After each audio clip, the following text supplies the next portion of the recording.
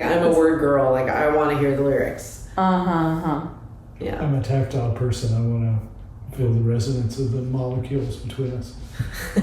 Okay. Okay.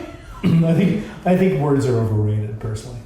Oh, okay. I like that. I see. Wow. Balance. That's a great balance. So. That's why I did all the grant writing and Keith did the budgets. I was really vibing with those numbers.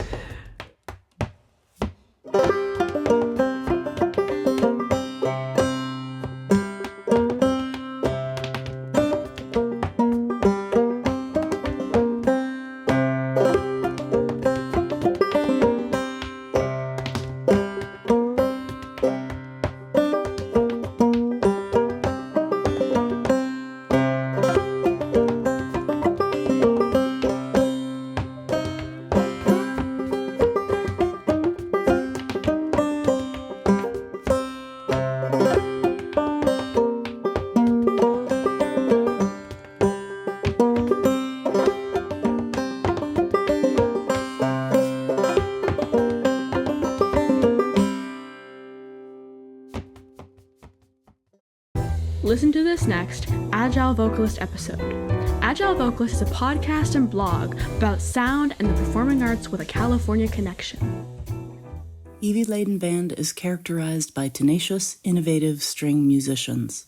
The band consists of Evie Ladin, Keith Terry, and Eric Pearson, and together they throw down captivating, truly entertaining live shows. Grounded in Appalachian old-time repertoire, seasoned in African diaspora roots and written from life in modern cities, Evie Ladin Band blurs the lines between music and dance. The polyrhythmic heat of Evie's clawhammer banjo, resonant voice, real stories, and rhythmic dance have been heard from a prairie home companion to hardly strictly bluegrass. In March 2024, the band released their fifth album, Evie Ladin Band Live. It's an audience-fueled romp through original songs across all of the band's previous releases. It was recorded at the Freight and Salvage in Berkeley, California. The detailed interplay of instruments around Evie's clever lyrics really shine, and live performance is the band's forte. Please listen to this interview with Evie and her partner, Keith Terry. I wanted to talk about Evie Ladin Band, I guess because I spent many hours on Sunday listening. Nice. Thank you. It was so fun. It was so fun. I really love Jump the Fire. That's my, it's like this hot, sexy album or something. I can't. Awesome. Yeah, banjo as sexy instrument. Love it. So my sense is that Evie Ladin Band was the two of you. When did Eric, is that correct? Oh, it was always the three of you? Oh, okay. Tell me more. The Stairwell Sisters had kind of run their course. I was the only person working full-time in music, and I wanted to have a, quote, solo album, which Keith co-produced with Mike Marshall, and like most solo albums, there were like 12 people on it. So it was just featuring, it's a mix of traditional and original songs featuring my songwriting and my arrangements and stuff. And that was my first outlay after Stairwell Sisters. And then the band arose from that, and it was me and Keith and Mike Wolf and Dina Maccabee. And Mike Wolf played with us for a while, and then that didn't work out. And then we brought Eric in, and Eric was a great addition. But Dina played fiddle and sang harmony mostly. And then she was going to graduate school, and it was the three of us. And that's when everything kind of, I feel like, really solidified into a tight band. Okay. The guys started singing more. The creation of material was a lot sort of easier and more fluid. I bring material to the band. I often bring it first to Eric, and he's a real chord meister, and would come up with different ways of hearing it. And then we bring it to Keith, and he often is either has like feel suggestions or very specific arrangement, finessing, fine-tune kind of things. And then a lot of the grooves. So So I'm kind of masterminding the whole thing, but both the guys really put in a lot of creative juice. Coffeeshop.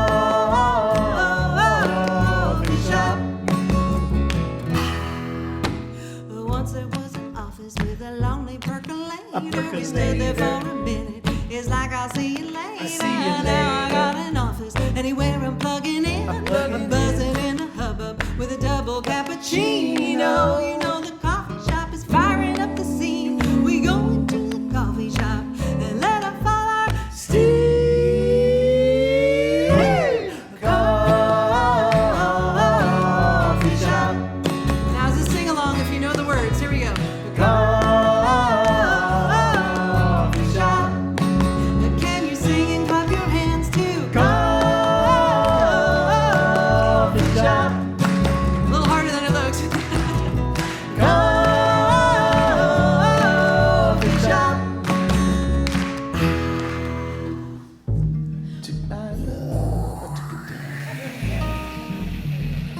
Can I get something started for you? Oh yeah, there's a folk singer over there. No, I don't know his name, but he's got some CDs out there.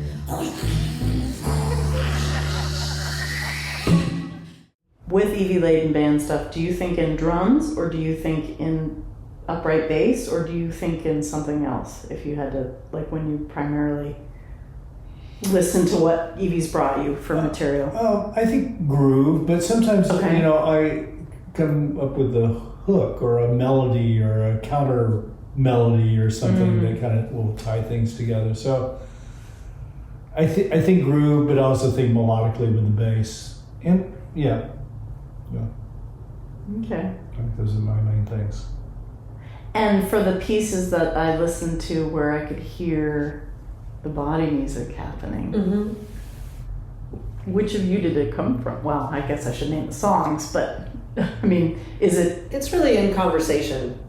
Sometimes I'll bring something that like I know I want body music on, or sometimes Keith will come up with parts. Okay. Like walking in a straight line. I knew I wanted it to be in part a body music piece, and Keith had some elements of it that we kind of built around. So it's a real collaboration. Okay. I do the wordsmithing. That's like I come with the songs and the words lyrics, and the story. Okay. and the stories and those ideas, and then everybody's got fortes. Everyone's got like certain skills that they add to the music. Okay. I remember when we were doing a harmony, old time harmony, you were like, pay attention to the story. If you forget the verses, think about it as a story. And I was like, oh yeah. Yeah. What's the next part of the story? I'm a chronic verse fixer. Well, Keith doesn't listen to the lyrics at all. Yes, I've found that with musicians. It's a little shocking. Some do, some don't. Yeah. Yeah. That's what I'm saying. Like I'm a word girl. Like I want to hear the lyrics. Yeah. I'm a tactile person. I want to feel the resonance of the molecules between us. Okay. Okay. I think words are overrated, personally. Oh, okay. I like that. I see. Wow. Balance. That's a great balance. So. That's why I did all the grant writing and Keith did the budgets. I was really vibing with those numbers. Really.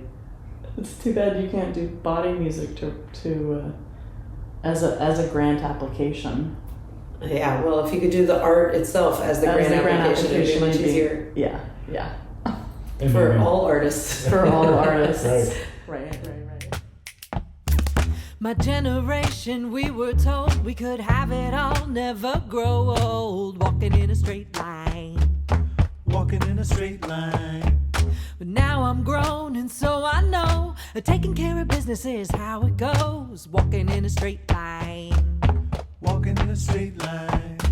I'm used to it. Feeling the way I feel, I'm used to it. nothing's gonna change. I'm used to it. Feeling the way I feel, I gotta get used to everything being the same.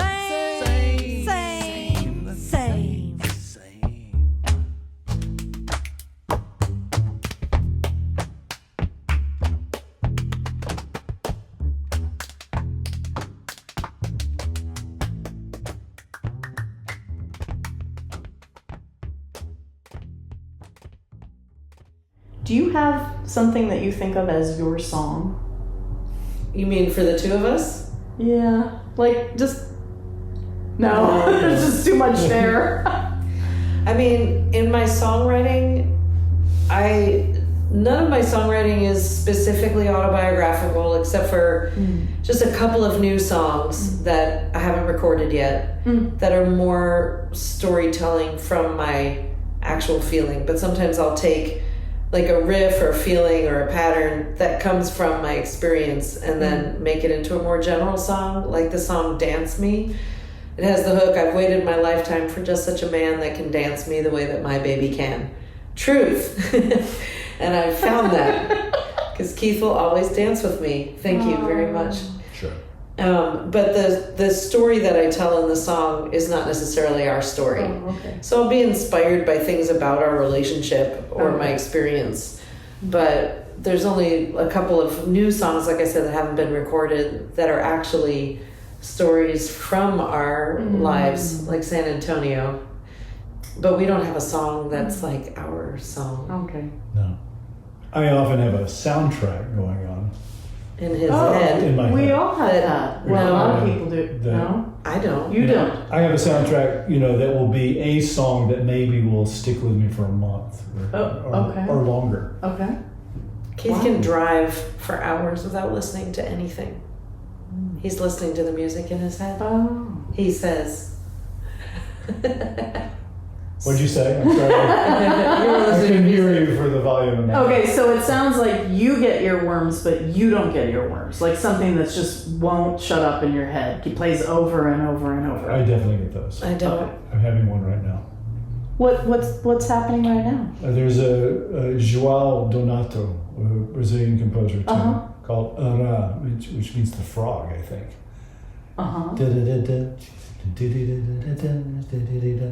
That's what you're thinking this whole time?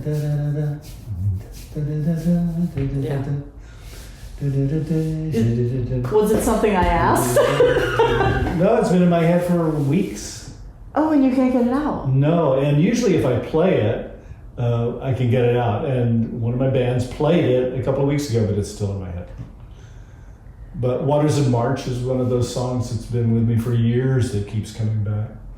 Got you on my mind, nobody but you. Got you on my mind, no one else will do. Never could be, no, never I'd find another for me. Got you on my mind.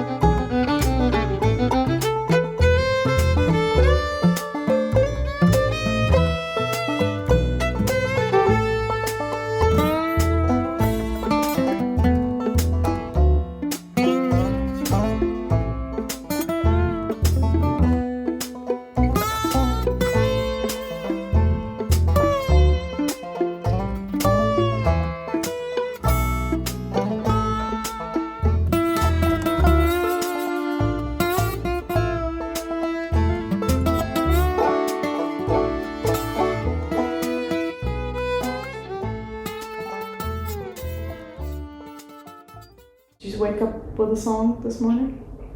The frog. Okay. You don't wake up with a song right now? I do not. Okay. I mean, I'll get like turns of speech, like some words, or like when someone will say something in a certain way and it'll catch my ear, and I'll make a note of it and write it down, and it'll become like a seed for a song. Okay. And so when I work on songs, I'll collect these seeds from all over the place, a lot of voice memos and notes and things like that. Okay. But they don't stay with me. Like, I have to write them down or I'm going to forget them. And then if I'm on my bike and something's rolling around in my head, in the past I would do a lot of songwriting while riding my bicycle, and I'd be singing and rolling something around, and more words would come to me, and they often come with melodies, and the melodies might change as they make their way into songs. I have to aim for that. Like, I have to really focus on that I'm doing that. That hasn't been happening a lot lately. Okay. Yeah. Gone through periods. That's a good look into process. I was curious how you get ideas, but I'm also curious, when we talked briefly before this, you said you do more work apart than together. That's roughly. We started sort of having like a 20% overlap, and then it went into an 80% overlap, and now we're sort of at a 60% overlap, something like that. Okay. It's just, and some of that was, traveling as a family, and making the Body Music Festival, and making my band, and just all of those things we were doing together. But other life forces are intervening and changing, and both of us are sort of interested in tapping more into the things we were doing before, or the things that we did separately, I guess. And I started learning to play the bass, so as a way of playing music with you. Yeah. Traditional settings. And I mean, I've been working on my body music ever since, I've been developing that also in a way that's another way we play together. Okay. Well, on the topic of play, and as a last question, so you spent last week teaching and playing at CAS, right? Okay, first question is that work or is that play? Both. What comes out of a week like that for you guys as artists? I don't feel like I saw Evie very much that week. Okay. No, we were both working. You're both working. We're not working together for the most part. Yeah, you're teaching separately. We're teaching separately, and then we were engaged in different aspects of the evening performances. Right. Oh, okay. There was a little bit of overlap, but we would sleep in the same bed at night. That's about it. That's about it. Okay. All right. And I don't know that when I'm working like that, I'm teaching things that I'm very used to, and it's kind of repertoire and all of that. Right. So that's not necessarily where I get my inspiration. Okay. If I'm going to do some writing and all of that, it comes on the off times when I have space. Got it. I mean, people say that, creativity often comes out of boredom. And I've found that if I'm creating, I need to go into a space to do that. And I need to sit there and be with it and maybe collect these ideas, these little snippets of things, like I said. Or like with motor dance, sometimes we head into rehearsals and I have no idea what we're going to do, or we have one idea. And one aspect of collaboration is the Free Fry monthly body music jam, that I feel like we've really grown into a really good working relationship with that. Each of us often having one idea that once we get in the space and start playing around with it, just starts growing into more ideas. And I'm interested in continuing and creating that work, but Keith's just on a different plane these days for various reasons.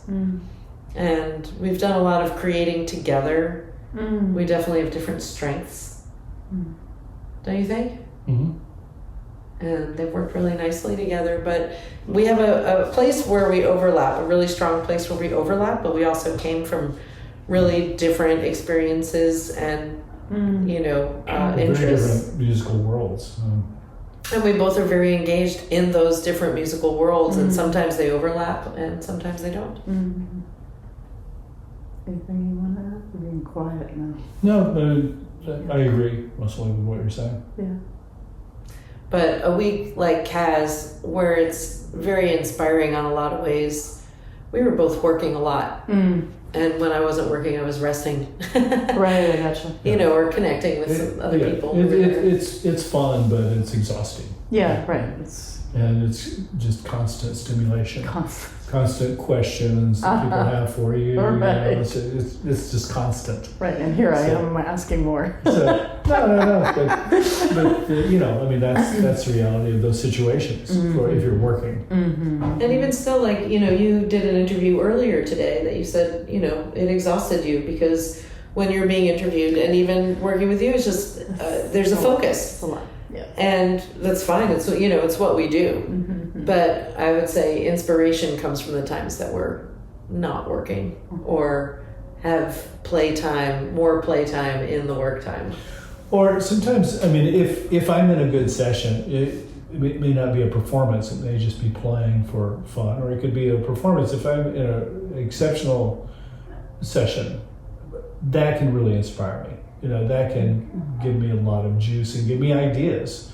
Mm-hmm. Maybe not specific, you know, compositional or choreographic ideas, but just a surge of creative energy, you know, that carries on and lingers on into other things. Or I might be inspired, like, oh, that's a groove I want to pursue, right, you know, in the future, or I want to do some more songs like this or like that. Okay. But I also get inspired visually, you know, like visual rhythms and patterns that I see, you know, in shadows or fences or, you know, whatever. I mean, patternings that I see that often inspire me to hear music that is related to those patternings. And so sometimes I get inspiration from things that are not musical for musical settings. I feel the same way in reading. I read a lot, and again, just like the flow of words and alliteration or certain turns of speech inspire me. Okay. But it's so real different ways of getting there. Yeah.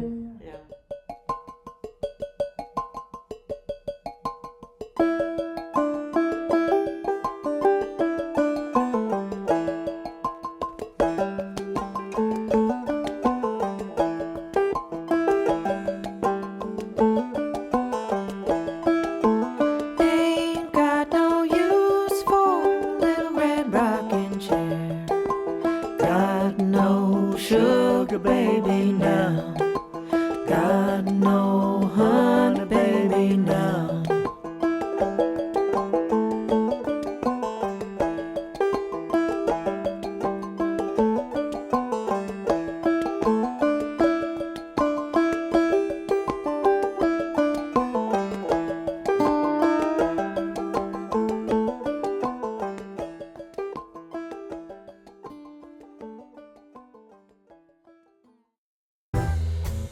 That was inspiring. Be sure to listen again soon.